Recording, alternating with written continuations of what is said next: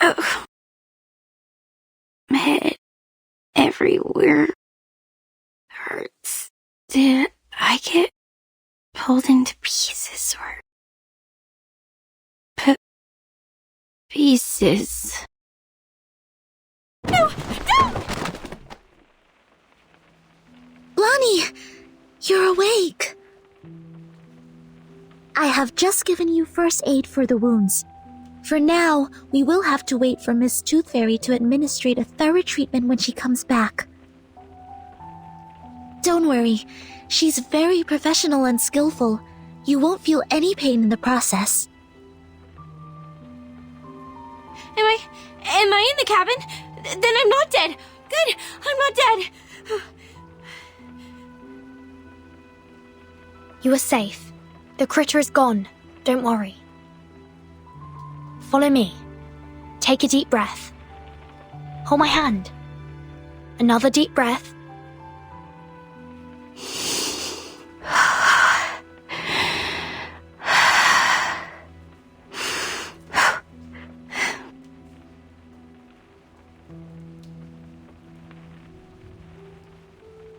Do you feel better now?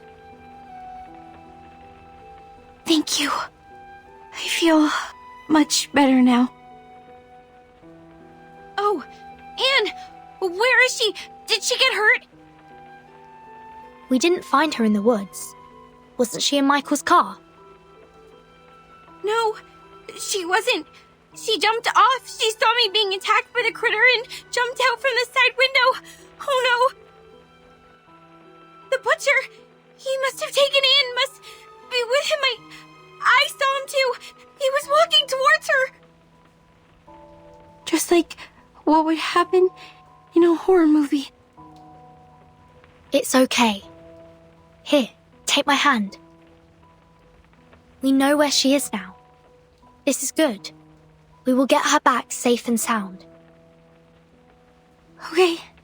I understand.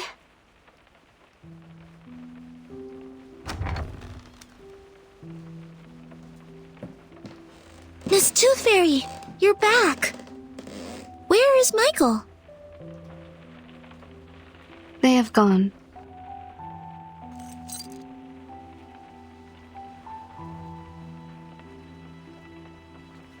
We are not able to catch up and intercept their car.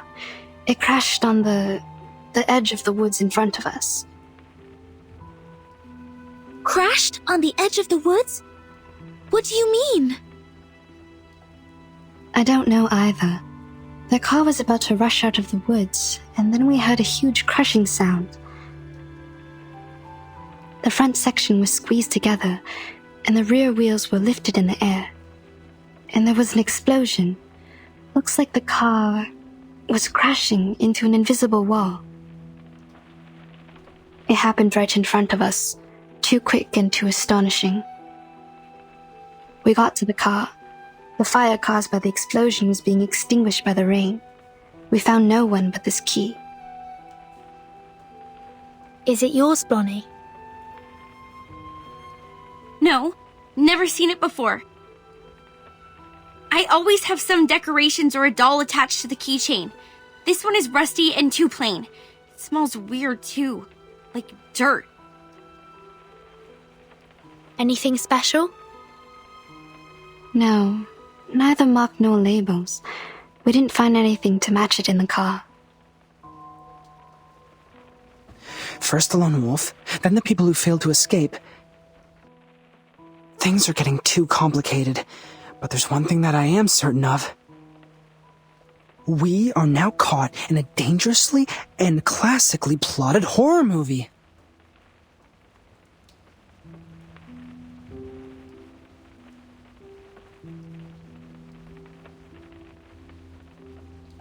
That means Anne jumped off the car in order to save Blondie from the critter's attack.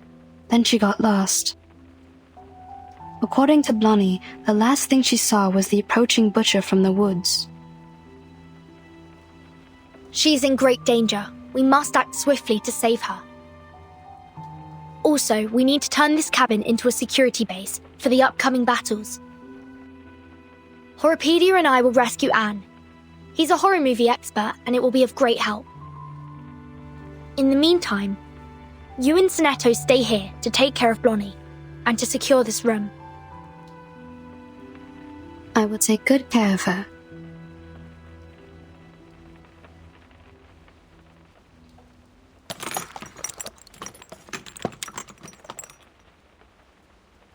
Ow! This hurts! Please bear with me for a minute. The wounds caused by critters are prone to tetanus.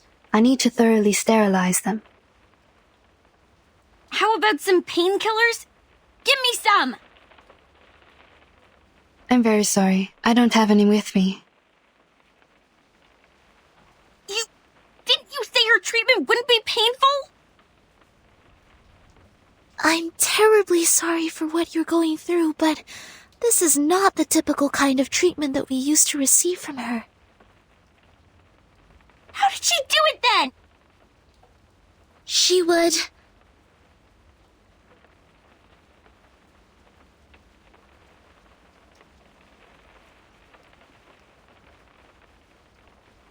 She would ask us to take the tooth fairies.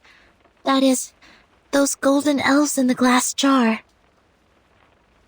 They're effective in treating toothache and other oral diseases, but also can be used to reduce inflammation, stimulates wound healing, and relieve headaches.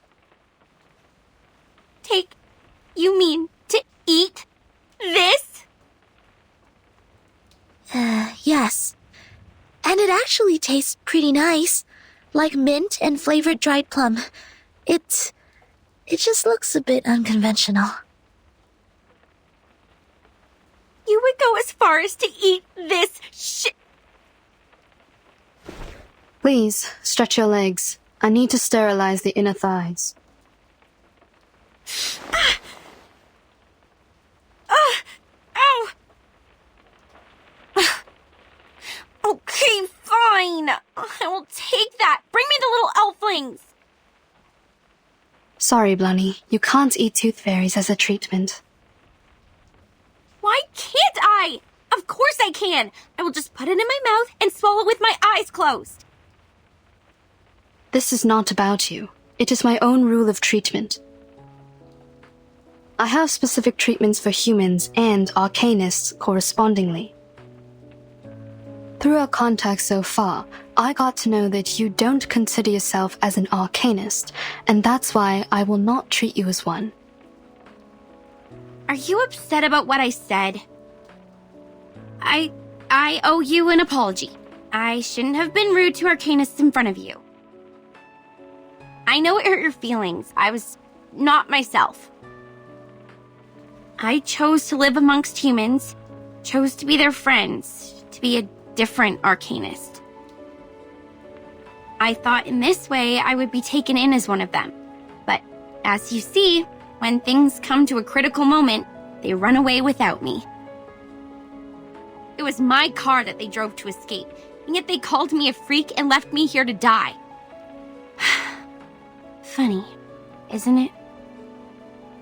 Sad story. I feel sorry for you. But still, you can't take the tooth fairies. Is this a punishment for what I have done? I can't feed you the tooth fairies only because you still think you are human. You don't recognize the behavior of your human classmates, but still want to be on their side and be one of them. Okay. The wounds are packed. Already? I didn't feel a thing. I've applied carbuncle growth promoter. It will paralyze, sedate, and accelerate your cell regeneration. Your wounds will close up in 30 minutes. Isn't that a medicine for arcanists? It is a prescription approved by the medicine examination supervised by Campbell. In this case, it doesn't violate my rule. You could have applied this earlier and spared me the pain. I don't rely on painkillers. I am an excellent doctor. Minimizing patients' pain is of course my forte. When kids can't suppress their pain, I normally sing for them to ease their pain. But you didn't sing for me. Was it because you didn't want to? Maybe. I confess, what you did and said at first was really annoying. Arcanists and humans always act as if they were of one merged entity, but we all know how lines have been drawn between their own people and the others. You grew up among humans, and you learned to look away from the truth as they did. Oh, but you do react better to the medicine for arcanists. Your blood is bringing you a good outcome. Look. In another half an hour, your wounds will be fully recovered. By then, you will be able to jump and run freely, as if you were never hurt. However you feel about your ancestry, it is helping you out. My wounds. A good outcome.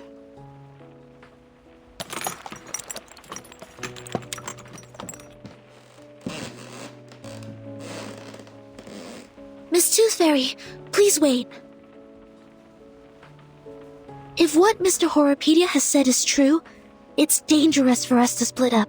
The three of us should stay together. It will take another 25 minutes for her legs to fully recover. If the situation were to develop based on the rules of horror movies, at this stage, I am safe. Don't worry about me. I see. Have you also done a lot of research about this genre? Not a lot. I just browsed the secret notebook left by Horrorpedia in the infirmary. I covered him from the instructors to keep his notebook. Since then, we became friends. Keep things from the instructors? Did you do this a lot? Not really. The rules were extremely strict. Except for Horrorpedia, I only had Vertin as a frequent guest. She pretended that she got a stomachache, lying in bed for half a class. She took many toffees when she left. Timekeeper faked her illness? Ah, and that also explains her toffees. You didn't know that? It seems I need to apologize to Vertin for letting out her secret. But thank goodness you are on her side now. Our negligence didn't cause much damage.